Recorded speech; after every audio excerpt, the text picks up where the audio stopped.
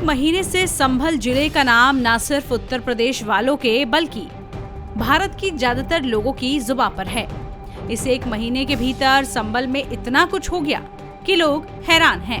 हर किसी के मन में यही सवाल है कि संभल के सीने में और कितने मंदिर और बावड़ियां हैं। हालांकि ये सारी कहानी मस्जिद के सर्वे से शुरू हुई और तब से चल रही है।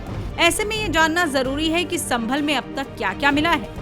कहा जाता है कि संभल में हिंदुओं की संख्या पहले ज्यादा थी, लेकिन 1978 में हुए दंगे के बाद हिंदुओं ने पलायन करना शुरू कर दिया, जिसका नतीजा ये हुआ कि मंदिर खंडर हो गए और बावड़ियां वक्त के साथ जमीन में धंसती चली गई। लेकिन अब संभल में क्या कुछ मिल रहा है, यही बता रहे हैं हमारे संवाददाता। बावरी को लेकर कई सारी बातें कही जा रही हैं, लेकिन जो तीन मेन थ्योरी इस बावरी को लेकर चल रही है उसमें पहला ये है कि अंदर खजाना दफन है और यहाँ से जब खुदाई हो जाएगी तो खजाना मिलेगा। दूसरी बात ये कही जा रही है कि यहाँ से अंदर एक सुरंग जाती है और वो सुरंग जो है वो कुछ किलोमीटर बाहर निकलेगी या कुछ 100 मीटर बाहर निकलेगी और वो किसी रास्ते को जोड़ेगी। जो तीसरी अहम बात कही जा रही है वो है कि बावली बरामदा की तरह दिखता है और ये जैसे मामूली बावलियां होती हैं, दूसरी बावलियां होती हैं, बिल्कुल वैसा है।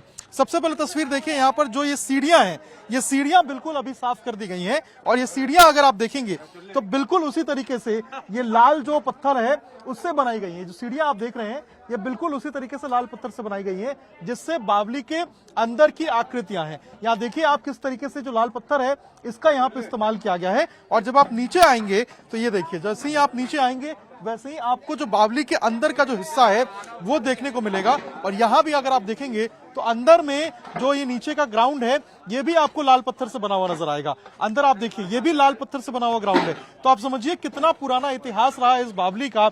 अब धीरे धीरे करके ये चीजें सामने आ रही हैं, लेकिन जो बातें निकल के सामने आ रही हैं इन बातों में कितनी सच्चाई है ये तभी साफ हो पाएगा जब पूरे तरीके से खुदाई हो पाएगी। ये देखिए अंदर से जो पत्थर निकल रहे हैं ये अगर आप देखेंगे तो बिल्कुल लाल रंग के हैं। ये देखिए ये लाल पत्थर आज के जमाने में इस्तेमाल नहीं किए जाते हैं, ये बहुत पुराने जमाने में इस्तेमाल होते थे और इन्हीं पत्थरों का इस्तेमाल करके आगे की जो कार्रवाई है वो बड़े बड़े घर, इमारतें, बिल्डिंग्स बनाई जाती थी। इसी तरीके से इन पत्थर का जो इस्तेमाल है वो यहाँ पे इन बावली को बनाने में किया गया है।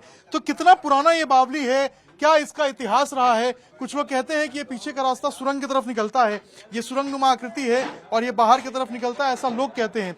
तो कई सारी बातें बावली को लेकर लोगों के मन में है, लोगों के सामने है। अब तो यही साफ हो पाएगा कि आखिर ये जो बावली है वो किस तरीके से कब बनाई गई थी, जब ये पूरी खुदाई जो है वो कंप्लीट हो जाए।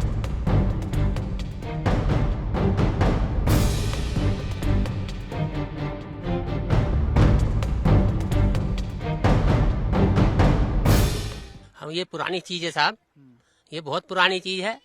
और ये तो ये है कि जहाँ बहुत सब बाग थे और बाग के और पास ये कुआं था, तो यहाँ में आन के चोर बैठ जाते थे, नू चोर कुआं बोला गया है। वह तो है पुरानी चीज। कहते हैं इसके अंदर खजाना भी था और सुरंग भी है। तो हो सकता है साहब, हो सकता है। मैंने तो ये अब तक बहुत पुराने देखा है। अभी तक लोग बाग बताते हैं इसमें खजाना भी है अंदर। काफी लोग यहाँ पे आते हैं, कोई चोर कुआं कहता है, कोई बावरी कुआं कहता है इसे। नीचे इसमें सुरंग भी है एक तरफ को, उधर तोता मैना की कमर है, उसके नीचे जीना है एक, बताते हैं लोग बाग जीना है। एक बार उखड़ के ले गए थे लोग बाग यहाँ से, खिड़े के आदमी, तो वहाँ से उखड़वा के भैया ने यहाँ पर लगवाई, फिर दूसरा उठवाई चिपवाई थी। ये था सुना तो ऐसी है, खजाना है यहाँ, यूँ कहते हैं तोता मैना का कोई पढ़ लेगा वो उससे खजाना मिल जाएगा। यहाँ पे आते हैं, बहुत बहुत दूर के आते हैं, आज तक तो कोई पढ़ नहीं पाया। और कितना पुराना ये बावरी है? हमने तो इतनी उम्र हो गई, हमने तो ये ऐसे ही देखा है इतने।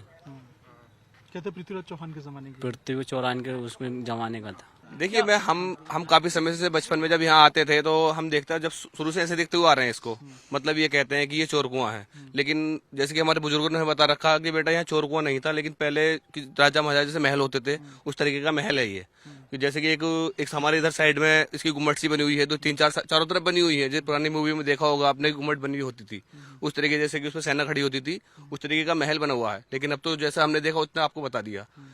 और जैसे कि लोग कहते हैं कि बोले चोर कुएं में जब जाते थे नीचे को, हम भी गए हैं नीचे उतर के गए, कि इसमें जीने अभी बने हुए हैं कुछ, और नीचे को ऐसा था कुछ सुरंग थी वो बंद पड़ी है आज भी।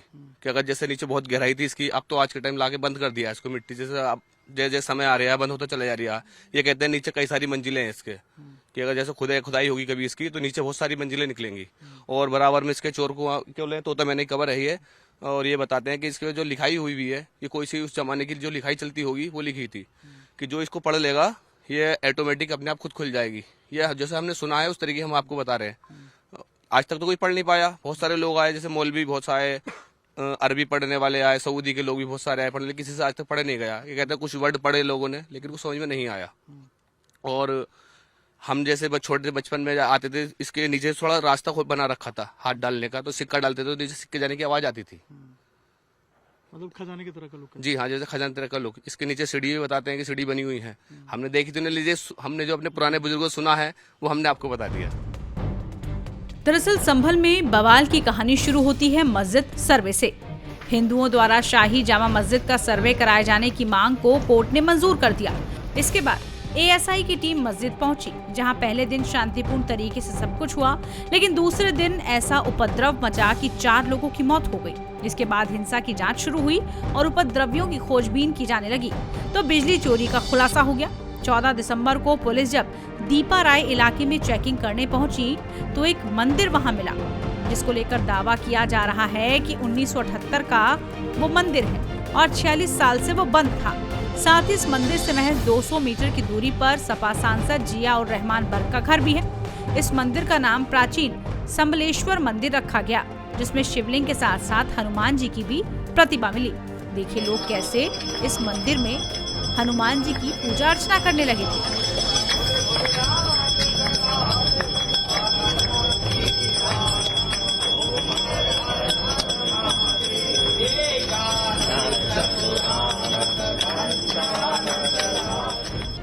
इसके बाद तो मानो संभल में नई नई चीजें मिलने का सिलसिला शुरू ही हो गया।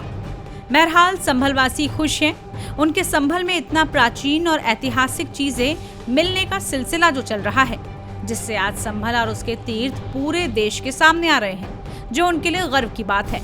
ऐसे में संभल की इस धरती में और कितने रहस्य छिपे हुए हैं, ये तो भविष्य के गर्भ में ही है।